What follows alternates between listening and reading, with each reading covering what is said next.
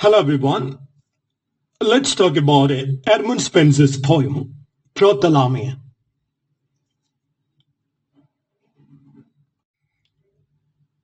Prothalamion, 1596. Edmund Spenser, 1552-1599. Prothalamion is a nuptial poem. That means a poem written to celebrate a wedding. It is written by Edmund Spenser in 1596 to celebrate the double wedding of Elizabeth and Catherine Somerset, daughters of Earl of Worcester. The poem is notable for its delicate imagery, musical quality, and idealized pastoral setting. The poem was commissioned as a wedding song following the tradition of classical and Renaissance epithalamion. Unlike his earlier poem, that is Epithalamion, published in 1595, which celebrated his own marriage, Prothalamion is a public celebration of noble weddings. Spenser subtly voices his own personal grievances about court politics and his lack of rewards from Queen Elizabeth I.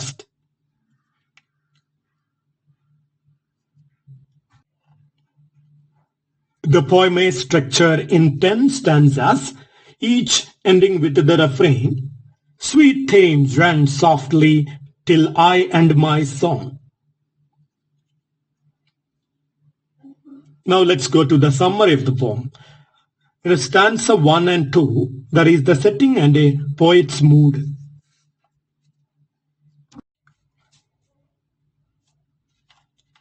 Spenser begins by expressing weariness due to his disillusionment with a court life. He walks along the river Thames, seeking peace and inspiration. In stanza 3 and 4, there is the natural beauty of the scene. He describes the idyllic pastoral setting filled with nymphs, flowers, and gentle breezes. The nymphs, that is, river spirits, are seen gathering flowers for the bride's garlands. Stanza 5 and 6 is the appearance of the twin swans. Spenser sees two white swans gliding gracefully on the Thames. The swans symbolize Elizabeth and Catherine Somerset, whose marriage are blessed.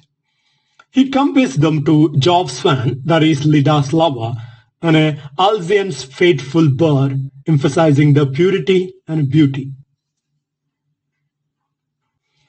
In stanzas 7 and 8, the wedding procession. The swans move towards the destined happiness, just as the brides are led to the grooms. The nymphs scatter flowers as a symbol of blessing and fertility. In stanza 9 and 10, reflection on the occasion. Spenser concludes with a hopeful tone, wishing the bride's eternal happiness. He contrasts the joyous event with his own lack of fortune at the court.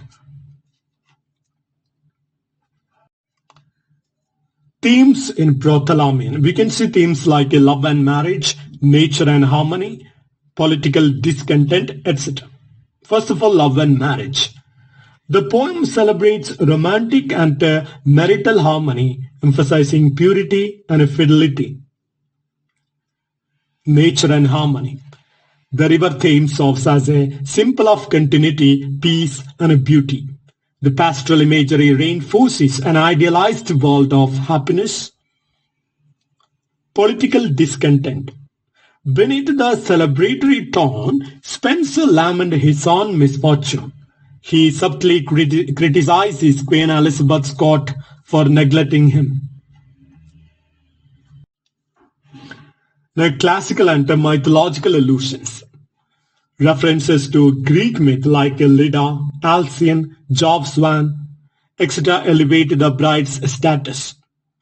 Swans is a symbol of grace and a divine favor.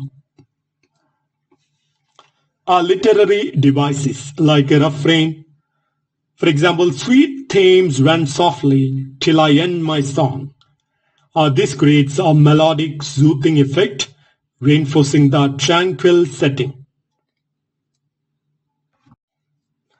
Now, imagery like visual, olfactory, and a tactile. Visual, for example, two fair swans symbolizes purity.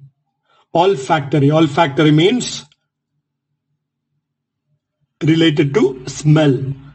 For example, flowers, sweet smelling, enhancing the festive mood. Then the tactile images, that means images related to touch. Soft breezes, here it symbolizes harmony and peace. Now the symbolism, swans symbolize purity, grace, divine blessing. River Thames symbolizes passage of time, continuity. Then flowers and a garland symbolize fertility, joy, etc. Alliteration and rhythm, we can see silver streaming Thames. Here S is repeated. It enhances musical quality. Now let's analyze the most important lines from the poem. First one. Calm was the day, and through the trembling air, sweet breezing sapphires there softly play.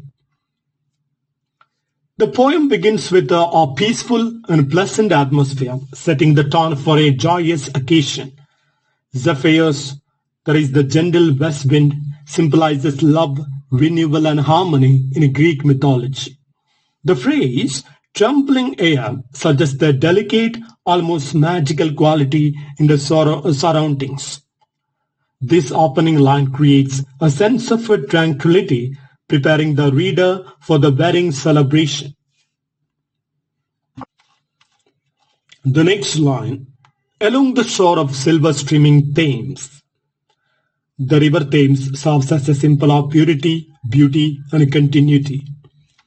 The alliteration in silver streaming highlights the river's smooth, graceful flow, reflecting the theme of harmony. Water is often associated with life and renewal, which aligns with the wedding theme. By using the Thames as a setting, Spenser connects the natural world with a human celebration, making moment feel sacred. White lilies did themselves discover. Here, lilies are symbols of purity, innocence and beauty, just like the brides in the poem. Their white color suggests that the brides are virtuous and untouched, reflecting the idealized view of marriage. The phrase, did themselves discover, gives the flowers an active role, as if nature is celebrating the wedding too. This imagery reinforces the idea that marriage is a divine and a natural union blessed by the environment. Sweet Thames run softly till I end my song. This refrain is repeated throughout the poem, emphasizing the beauty and continuity of the river. The poem seems to ask time to pause, allowing him to fully celebrate the wedding and its joy. The river acts as a symbol of life flowing forward, just as the couple's journey in marriage begins. By addressing the Thames directly, Spenser personifies it, making it an integral part of the celebration. Two fair brides, much like two fair swans, appear. The brides are compared to swans, which are known for their grace and purity. Swans also represent their fidelity, as they are known to mate for life, making them a fitting symbol for marriage. The parallelism in two fair brides and two fair swans enhances the sense of balance and harmony. This comparison elevates the bride to an almost mythical level, emphasizing their elegance and virtue. Their snowy forehead with their coronal. The word snowy reinforces the theme of purity and innocence in the brides. Coronal refers to a crown or garland symbolizing honor, celebration, and the noble status. This imagery reflects both the natural beauty and a social status, as the brides are likely from an aristocratic family. Crowns also suggest a divine blessing, as if the brides are chosen for a special destiny. Led by the groom, which as themselves were fair. This line emphasizes the harmony and balance between the brides and the grooms. The word fair suggests both a physical beauty and a moral goodness. In a Renaissance poetry, beauty often symbolized inner virtue, meaning the grooms are noble and honorable. This line reinforces the idealized view of love, where both partners are equally worthy of each other. And all the banks, the echoing songs redound. The riverbanks seem to echo the joyful wedding songs, as if nature itself is celebrating.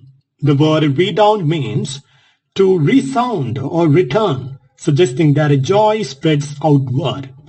This shows the connection between human emotions and the natural world, a common theme in Renaissance poetry.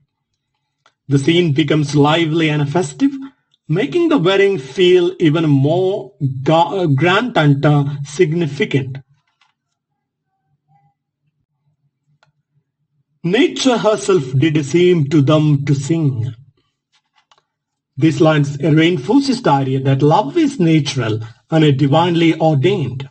The poet personifies nature, making it an active participant in the wedding. By suggesting that nature sings, Spenser creates a sense of harmony between love, marriage, and the world. The image makes the moment feel magical and predestined, as if the universe approves of this union.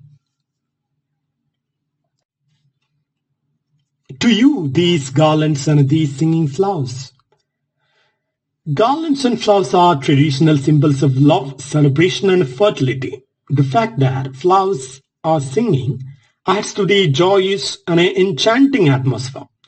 The poet seems to offer these flowers as a tribute to the couple, reinforcing the sacredness of the marriage. This moment highlights the marriage as a beautiful, almost a divine event, deserving of a praise and ornamentation.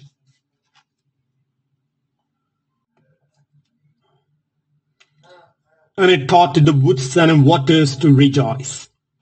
Here Spenser suggests that the joy of marriage is so powerful that it spreads to nature itself.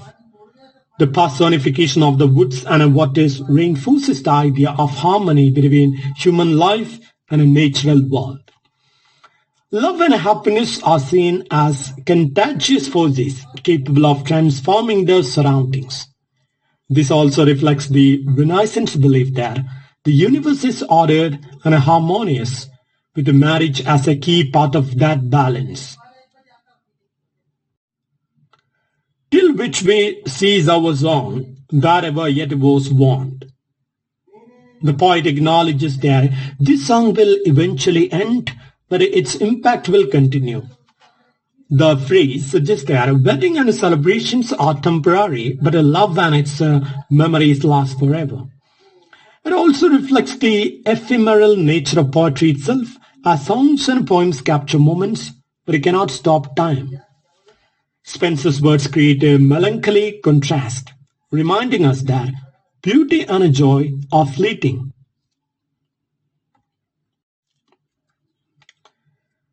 In those meadows fresh, the will they take.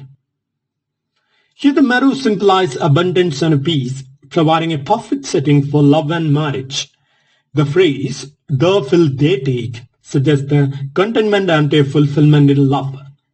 Nature, again, serves as an active participant in human joy, reinforcing the theme of harmony. The imagery conveys a sense of plenty and happiness, making the wedding feel blessed. Joy may long last, and this fair bride may stand. The poet here wishes for lasting joy and stability, both in marriage and in life. The bride symbolizes both the physical world and the metaphorical journey of marriage. Spenser hopes that the couple's love will endure just as a strong bride stands against time. This reflects a hopeful, optimistic view of love, emphasizing its ability to overcome challenges. In honor of the noble bridegroom's name. The poem ends with a phrase for the groom, recognizing his noble qualities. This reflects the importance of reputation and honor in a Renaissance society. By celebrating the groom, Spenser acknowledges his role in upholding the ideals of love and virtue. The final note reinforces marriage as a noble and honorable institution worthy of poetic praise.